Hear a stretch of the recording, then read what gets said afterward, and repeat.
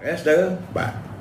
Dalam pada itu saya melihat, sebenarnya saya tak nak ulas, tapi bila saya tengok media sosial negara merdeka, dia siarkan semua sekali itu, saya kata okeylah, saya cubalah juga ulas sedikit tentang apa yang berlaku. Itu tentang tular dalam media sosial gambar Menteri Perdagangan Menteri Perdagangan Antarabangsa Azmin Ali, katanya dia makan di sebuah restoran di kota London.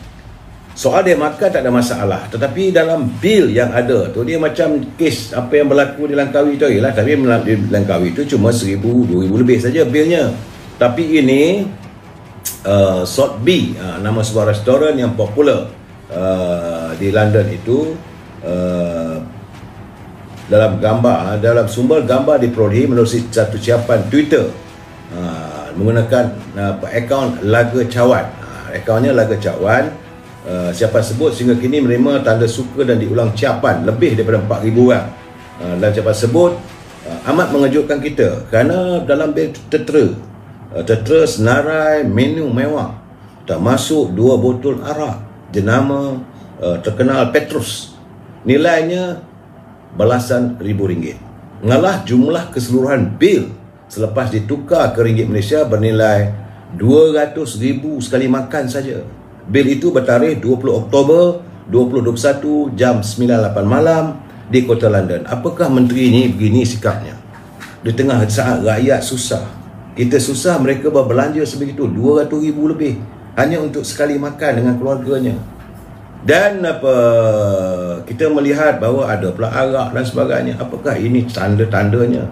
Jadi kita mengharapkan agar Saudara Azmin Ali dapat memberi pencerahan sejauh mana benar atau tidaknya persoalan ini.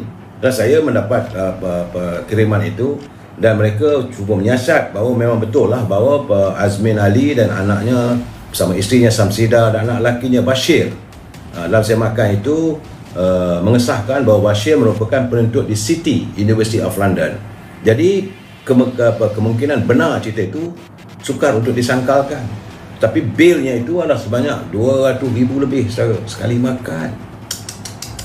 Mereka berbelanja, rakyat susah. Nak dapat keluaran duit RM10,000 daripada kumpulan wang sebenar pekerja pun seksa bagai nak gak, belum dapat lagi. Terjerit-jerit, tapi dia boleh berbelanja begitu. Itulah gambarannya pemimpin mereka. Jadi saya tak mau bercakap lebih, saudara. Selamat semalam, UMNO BN saja terbaik. Itu jelas. Saya bukan pasal apa, tapi saya tak mau cakap lebih lah, sebab itu dia daripada parti lain. Kalau parti UMNO memang lumat saya balon saudara ya. Dan sebab itu, dan hari ini semua orang tahu bahawa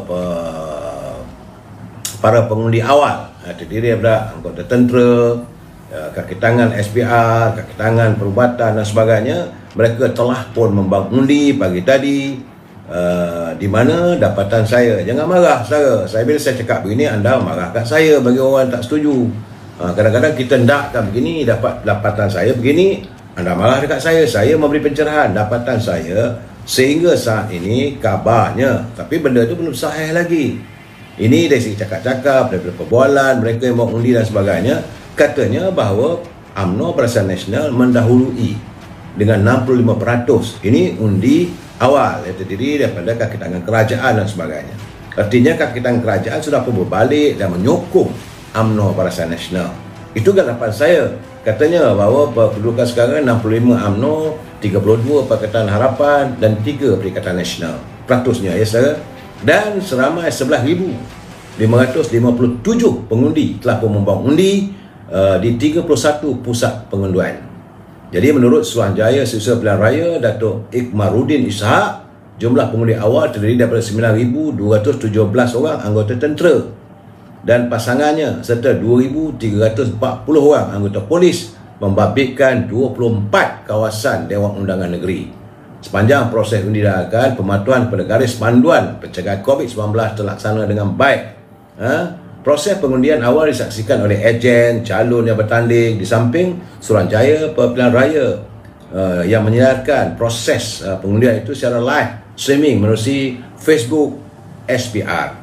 Semua putih undi bagi pengundian awal ini disimpan di lokap Balai Polis dengan kertas undi terbabit hanya akan dikira pada Sabtu 20 November itu bermula jam 4 petang. Sebab itu saya kata dapatan itu hanyalah jangkaan awal. Saudara, bukan seputar rasmi. Tak boleh nak katakan itu sah, tak boleh.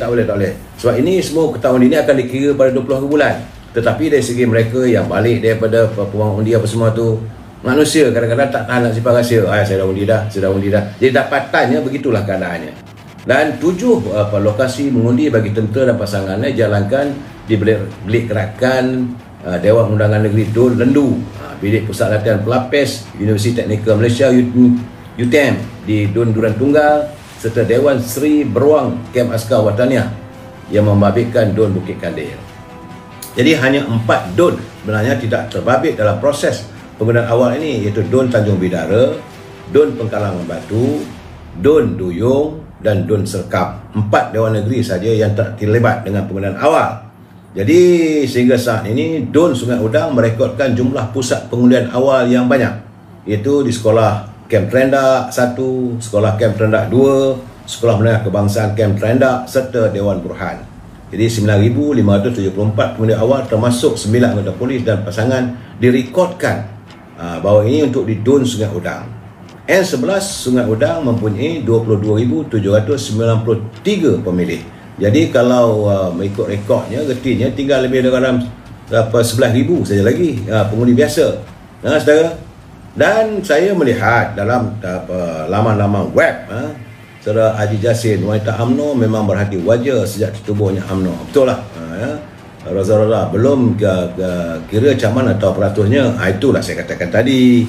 Itu gambaran, telahan, hasil daripada mereka yang pergi mundi balik bagi saya dan sebagainya. Saya tak kata resmi. Raza, jangan marah. Jangan marah. Saya cuba memberi pencerahan. Sebab itu sekarang tadi pula ada pula saiwarnya. Dalam media sosial mengatakan bahawa jentera UMNO Barisan Nasional ni cuma 30% saja yang bergerak katanya, sedangkan tak ada pun begitu. Jadi ini cara macam-macam saiwar lah, saudara. Saya menyiarkan apa yang dapatan saya dan saya cuba menghubungi di Melaka. Mereka kata begitulah keadaannya, saudara. Dan tujuan apa dari segi apa yang dikatakan bahawa 35% saja yang bergerak, yang lain tak bergerak, itu nak melemahkan semangat.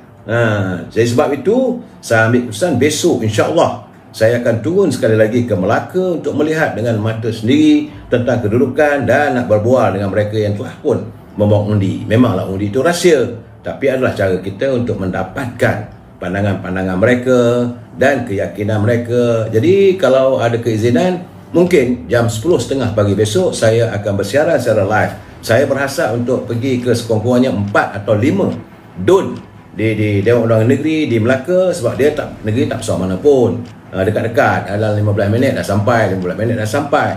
So saya nak berhasrat untuk bertemu dengan calon-calon yang menjadi calon kontroversi dan sebagainya. Dalam